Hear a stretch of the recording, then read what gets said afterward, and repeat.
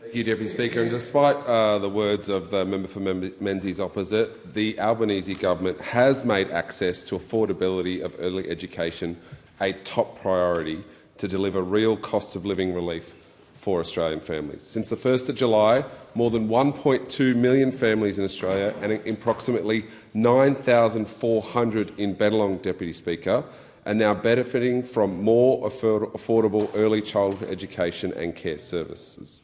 This policy has brought about significant changes, including lifting the maximum childcare subsidy rate to 90% for families earning under $80,000 and increasing the CCS rates for families earning up to $530,000.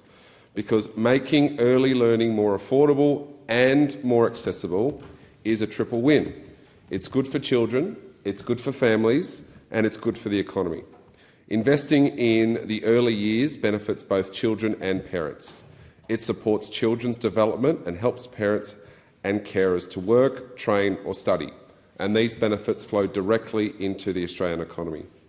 The early years are a critical period for cognitive, social and emotional development, and children who participate in high-quality early childhood education and care tend to be better prepared for school and perform better academically.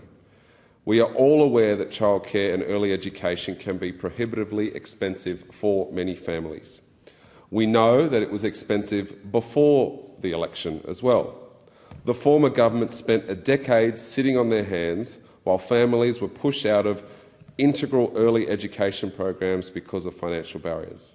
Lowering the cost of early learning is an essential economic reform. It helps lift participation, particularly for women, and enables thousands of skilled workers to return to the workforce.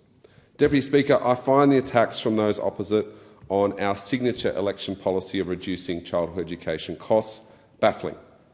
They spent nearly 10 years in government where early childhood education costs increased by over 41% on their watch.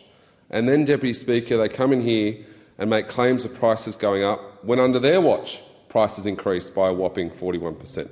And to make matters worse, they did nothing about it. And that's where we differ. Under those opposite, we are tackling the issue of early childhood education costs head-on. Not only have we increased the rebates, but we have implemented policies such as hourly rate caps, which help put downward pressure on fees and constrain price growth.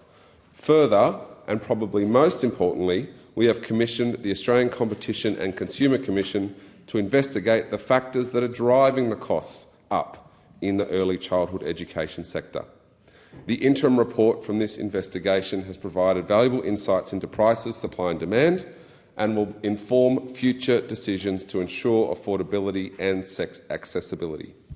The final report will go to the Minister by the end of the year and provide recommendations to government on how to address price challenges in the industry, because we cannot start to fix the problem until we understand why it's happening.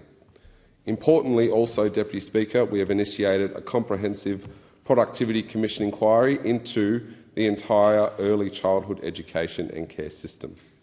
This inquiry aims to chart a course towards a universal, affordable early learning system that is on par with other great Labor traditions such as universal Medicare and universal superannuation. Because we will not sit on our hands while Australian families continue to struggle. When we see issues, we'll take concrete steps and actions to fix them. We won't wait for the next government to come in and clean up our mess. It's why we're also making sure to provide support to early education workforces, because we cannot unlock the social and economic benefits of universal access to early education without a well-paid and well-resourced workforce to do it. Unlike those opposite, getting wages moving in female-dominated sectors like early childhood education are crucial to meeting demand. Our Secure Jobs Better Pay Bill passed last year, despite the opposition of those opposite. That is a bill that will help workers in this sector get the pay they deserve. And to get more workers into care, we need to value the work they do and we need to pay them properly to do it. And legislation we've brought to the Parliament and that has passed the Parliament will help us do that. So instead of bogus motions like today's, Deputy Speaker, the Albanese government is actively collaborating with the early childhood education sector to develop practical solutions and to reduce costs.